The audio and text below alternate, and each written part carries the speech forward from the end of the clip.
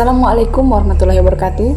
Perkenalkan, nama saya Yasih, NIM 877897698. Baik, pada kesempatan ini saya akan mempresentasikan tugas proyek video dengan topik peran filsafat ilmu dalam memperkuat dunia pendidikan.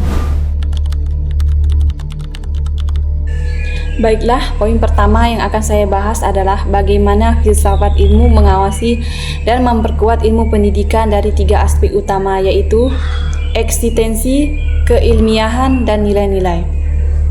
Pertama, dari sisi eksistensi. Filsafat ilmu membantu kita memastikan bahwa pendidikan diakui sebagai bidang ilmu yang sah, bukan sekedar praktik mengajar biasa. Kemudian yang kedua, dari sisi keilmiahan. Filsafat ilmu menguji apakah metode teori dan penelitian dalam pendidikan sudah memenuhi standar ilmiah seperti bersifat objektif, sistematis, dan dapat diuji kebenarannya. Kemudian yang ketiga, dari sisi nilai-nilai. Filsafat ilmu menjaga agar ilmu pendidikan tidak kehilangan arah. Ia mengingatkan bahwa pendidikan harus senantiasa membawa nilai kemanusiaan, moral, dan kebaikan, bukan hanya mengejar nilai angka semata. Poin kedua, pendidikan memperkuat perkembangan filsafat ilmu.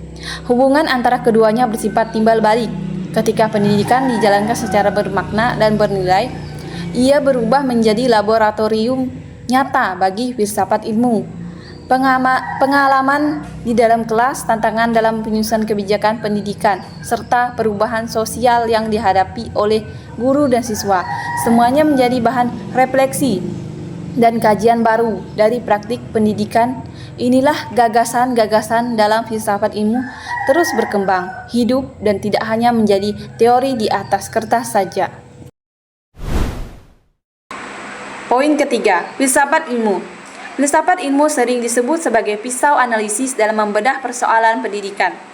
Sebutan ini muncul karena filsafat ilmu memiliki tiga cabang utama yang bekerja mendalam, yaitu ontologi, epistemologi, dan aksiologi.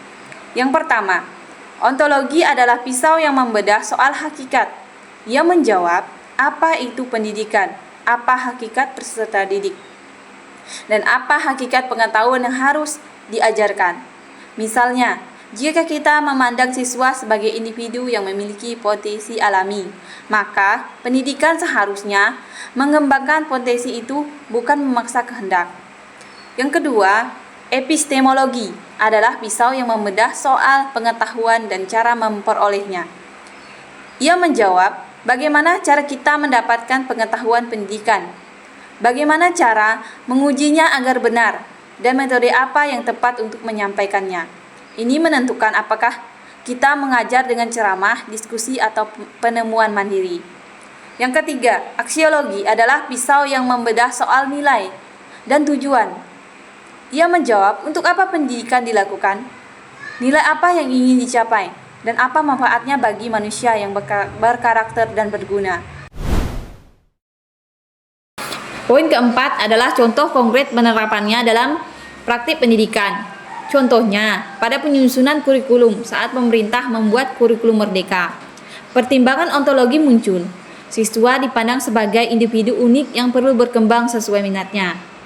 Pertimbangan epistemologi muncul, siswa diajak belajar lewat proyek dan pengalaman langsung, bukan hanya hafalan. Pertimbangan aksiologi muncul, tujuannya bukan hanya mendapat nilai ujian, tapi pembentukan profil pelajar Pancasila yang berkarakter. Contoh lain pada proses pembelajaran, seorang guru memilih metode diskusi daripada ceramah di depan kelas.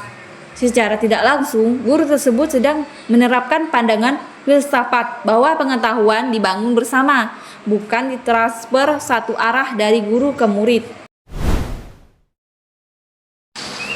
Sebagai kesimpulan, dapat kita pahami bahwa hubungan filsafat ilmu dan pendidikan adalah hubungan jiwa dan raga. Filsafat ilmu adalah jiwa yang memberikan arah, kekuatan, dan nilai, sedangkan pendidikan adalah raga yang mewujudkan dan menghidupkan gagasan tersebut. Filsafat ilmu menjamin ilmu pendidikan itu ada, benar, dan baik. Sebaliknya, pendidikan menjamin filsafat ilmu terus berkembang dan bermanfaat.